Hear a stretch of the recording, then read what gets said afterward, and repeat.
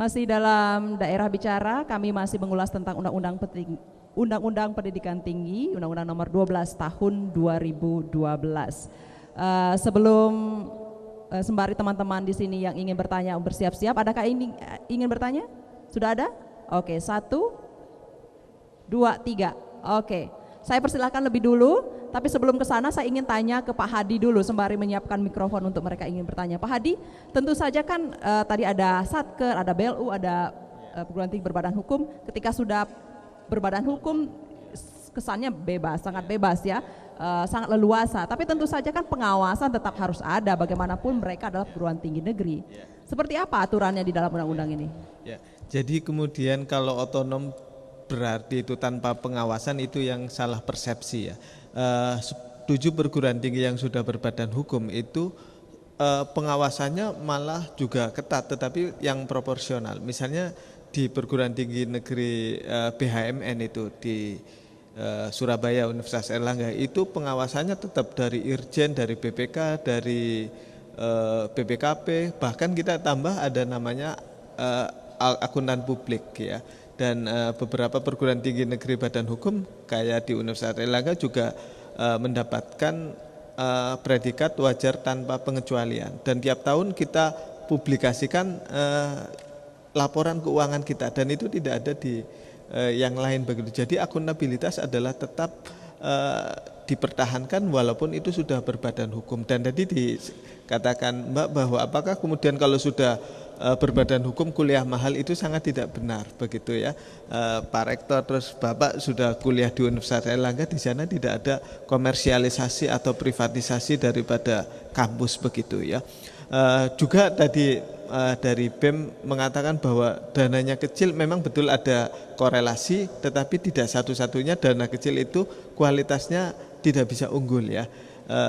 Ini best practice saja bahwa di Universitas Airlangga itu untuk pengelolaan anggaran itu nomor 12 di PTN di Indonesia. Tetapi kemudian untuk prestasi nasional adalah nomor 3 begitu. Kita kalah dengan Unhas misalnya biaya yang dikelola dengan Unibra di Jawa Timur. Tetapi kemudian di ranking dunia kita bisa melampaui itu. Itu artinya bahwa otonomi itu tidak berkaitan dengan komersialisasi pendidikan, bahwa anggaran yang kecil itu pasti kecil prestasinya. Yang penting dikelola dengan akuntabel dan tidak rigid tadi seperti Bapak sampaikan tadi. Itu adalah bentuk akuntabilitas sebuah perguruan tinggi negeri berbadan hukum. Di perguruan tinggi negeri berbadan hukum, pola seleksinya juga mengikuti seleksi nasional.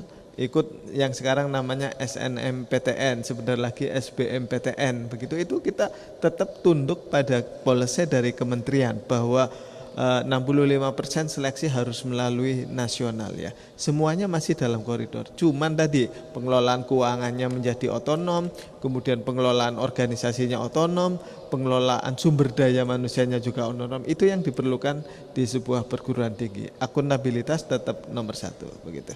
Iya, malah tambahannya ya ada pengawasan dari publik mungkin lebih ketat ya Pak ya, dari angkutan publik seperti itu. Baik, apa sebab kemudian ada kesimpulan bahwasannya ini akan mengarahkan perguruan tinggi pada komersialisasi dan liberalisasi pendidikan? Pak Freddy boleh menjelaskan? Ya, saya pikir begini, kita belum memahami secara benar dan komprehensif tentang undang-undang ini. Dan kita hanya seringkali mendengar isu, informasi sepihak, dan kita belum menelaah substansi yang benar dan menyeluruh tentang undang-undang ini. Kita perlu mendalaminya, dan saya pikir ini momen yang penting untuk kita diskusi lebih banyak. Dan harapannya setelah ini ada pendalaman yang lebih baik dari setiap sivitas akademika untuk memahami undang-undang ini. Namun demikian kita juga perlu memasukkan pemikiran-pemikiran dengan adanya masukan-masukan yang tadi disampaikan. Misalnya jika undang-undang ini kan sudah diketok sejak tahun lalu, 2012. Sampai saat ini masih ada perdebatan dan tidak tahu sampai kapan ini sudah bisa diimplementasi secara menyeluruh. Sepanjang masih ada perdebatan di Mahkamah Konstitusi MK, mungkin saya juga tidak tahu nanti itu seperti apa implementasinya, tapi harapannya adalah derivasi dari undang-undang ini, apakah itu dalam bentuk peraturan pemerintah, apakah itu dalam bentuk peraturan menteri, dan sampai ke keputusan-keputusan menteri, ini kita harus kawal. Kita harus kawal secara baik sehingga tidak terjadi kemudian ada kepentingan-kepentingan yang bermain pada tataran derivasi daripada undang-undang ini. Tapi kalau kita memahami secara benar undang-undang ini, misalnya sampai pada pengelolaan akademiknya, saya pikir kita mendapat fleksibilitas pengelolaan yang cukup besar, cukup luas, sampai juga kepada hasil-hasil penelitian, kerjasama. Mungkin soal bagaimana intervensi asing atau tidak terlalu eksplisit kelihatan di sana. Itu peluang jika kita melakukan ada kerjasama juga, kerjasama yang lebih jadi banyak tidak dilepas kepada, begitu saja ya Pak, ya. harus ada kewajiban kerjasama dengan Ya, setempat kan? Ya. Ya. Jadi sebenarnya kita lebih dulu harus memahami dulu undang-undang ini arahnya seperti apa. Kalau kita kaji seperti secara mendalam, ada nilai-nilai plus sebenarnya dari undang-undang ini. Baik. Itu menurut saya. Terima kasih Pak Freddy. Sebetulnya Pak Hadi tentu saja yang paling banyak ditujukan pertanyaan ini Pak Hadi. Boleh dicicil Pak Hadi, mungkin tadi soal isu itu tadi, sebetulnya boleh dijelaskan lagi apa yang berkembang di Jakarta dan juga misalnya Andalas, Makassar, dan apa argumen Anda. Lalu juga tadi yang menarik soal keadilan dan kepastian, itu sangat penting ya. Bagaimana undang-undang ini menjamin soal keadilan itu tadi? Apakah misalnya mereka yang tidak mampu seperti apa aturannya sehingga semua orang seperti amanat Undang-Undang Dasar 45 adalah bisa mengenyam pendidikan atau menempuh pendidikan. Silakan Pak. Ya, terima kasih. Tadi kepada adik dari Fakultas Hukum, memang betul ada beberapa elemen yang menolak Undang-Undang Pendidikan Tinggi. Tapi setelah kita dalami ternyata menarik ya, ketika mereka mengajukan judicial review di Mahkamah Konstitusi dan juga di luarnya demonstrasi, saya tanya kepada, apakah sampean, ya bahasa Jawa sampean itu ya, Anda itu sudah membaca Undang-Undang Pendidikan Tinggi? Belum, begitu ya. Bagaimana belum membaca tetapi sudah menyatakan cabut Undang-Undang Pendidikan Tinggi? Jadi memang jawabannya bahwa memang tidak kenal maka tidak sayang. Jadi memang belum secara itu. Bahkan Pak Rektor juga ikut berjuang untuk mempertahankan undang-undang ini, karena nanti Universitas Patimura akan diberikan fleksibilitas dengan PLU, bahkan kalau kemudian maju diberikan status sebagai perguruan tinggi negeri badan hukum. Jadi kata kuncinya adalah karena memang belum memahami substansi secara komprehensif undang-undang dikti. Dan kebetulan kami lagi merancang tentang peraturan pelaksanaan itu. Semuanya itu mengarah pada pemberian otonomi, tetapi tadi akses masuk mahasiswa yang kurang mampu itu harus dijamin. Jadi jangan sampai kemudian mahasiswa yang masuk itu DO karena tidak kuat bayar. Itu tidak boleh. Tetapi bahwa banyak mahasiswa yang nggak bisa masuk itu lain persoalan, karena mungkin misalnya di Ambon sini mungkin ada 500 ribu yang peminat, tetapi kan kapasitas Universitas Patimura misalnya hanya 1/10-nya, yang 90 itu berbeda dengan persoalan yang 10% sudah masuk tetapi ternyata tidak kuat. Itu yang nggak boleh terjadi di Universitas Patimura atau perguruan tinggi yang lain. Tapi yang tidak lolos itu ada juga upaya untuk membantu mereka kan Pak ya? Ya, itu makanya di dalam Undang-Undang Perguruan Tinggi akan dibentuk masing-masing kabupaten kota itu akademi komunitas, yaitu untuk menampung yang mungkin tidak bisa masuk di perguruan tinggi itu. Itu kewajiban adalah tiap kabupaten kota, tapi ya otomatis nanti gradual ya, tidak langsung tahun ini semua AK itu semuanya. Jadi 300 community college ya, mungkin betul, ya. nggih. Loro Jonggrang yang sanggup Iya, itu betul. Pak. Ini yang kedua bisa saya sampaikan ke Pak Banjar, Pak PR3 ya. Memang betul saya setuju bahwa Undang-Undang Keuangan Negara sangat rigid sekali.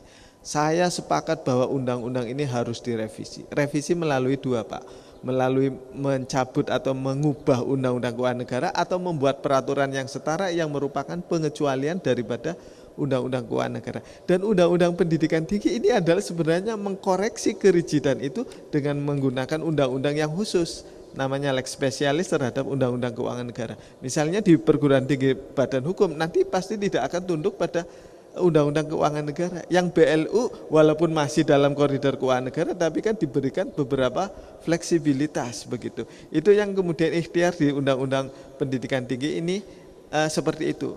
Bahkan itu sebenarnya sudah ada di Undang-Undang 30 2003 tentang Sistem Pendidikan Nasional. Di dalam pasal 53 mengatakan bahwa penyelenggara pendidikan itu memiliki kewenangan mengelola keuangan secara mandiri. Nah, kemudian itu dielaborasi di dalam Undang-Undang Pendidikan Tinggi. Yang kedua tentang perguruan tinggi asing, kenapa diatur di dalam Undang-Undang Tinggi? Itu dulu semangatnya adalah daripada tidak diatur itu nanti liar, itu tambah membahayakan, lebih baik diatur tetapi ketat. Ingat di dalam Undang-Undang Pendidikan Tinggi, perguruan tinggi asing bisa masuk Indonesia harus melalui syarat, misalnya harus ada izin pemerintah. Yang kedua harus bekerja sama dengan perguruan tinggi dalam negeri.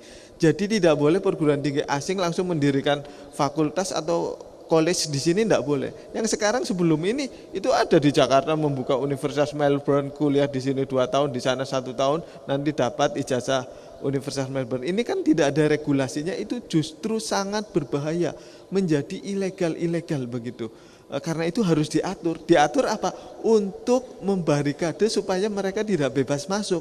Bukan sebaliknya untuk membebaskan mereka masuk. Ini terbalik ya semangatnya. Nah ini memang di dalam pasal itu tidak dijelaskan, makanya ini perlu penjelasan itu. Perguruan tinggi diatur supaya mereka tidak mudah masuk.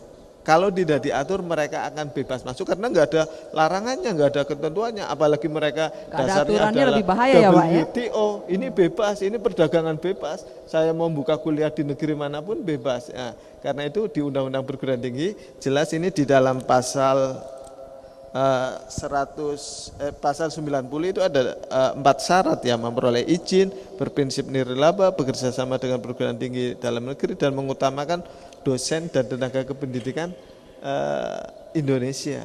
Dan pagarnya cukup banyak ya Pak ya. Gitu. Pagarnya cukup banyak untuk melindungi universitas. Saya setuju sekali bahwa universitas bantuan atau insentif itu harusnya berbentuk piramida. Ya, piramida artinya yang sudah besar ya kecil aja, justru yang di bawah itu yang besar. Saya sangat setuju sekali, karena itu diharapkan dengan PTN Badan Hukum mereka itu tidak diberikan biaya yang besar, ya. Karena BOPTN yang besar tadi ITB, IPB karena belum ada undang-undang pendidikan tinggi. Nanti kalau udah pendidikan tinggi, lebih baik itu kepada universitas-universitas yang tadi supaya berkembang lebih maju. ITB tanpa dibantu pemerintah mereka sudah jual bagaimanapun laku begitu. Tapi ada temannya Erlangga itu nggak terlalu banyak dapat BOPTN ya. Jauh di bawah 100 itu yang tadi. Kita dapat hanya 40 sekian itu. Artinya tidak jauh dengan Universitas Patimura, tetapi tidak menyurutkan semangat. Tapi saya setuju idenya bahwa universitas besar diberikan subsidi yang kecil, yang di bawah itu harus lebih besar begitu. Karena lebih butuh pertolongan ya Pak ya. Ya. Baik, sebelum ke Pak Freddy, masih ada pertanyaan-pertanyaan lain juga tentunya dari floor. Tapi kita akan kembali jeda sejenak, kami segera kembali bersama Anda. Masih juga ada beberapa catatan tadi yang belum kita jawab, barangkali perlu kita bahas juga. Kami segera kembali bersama Anda sesaat lagi.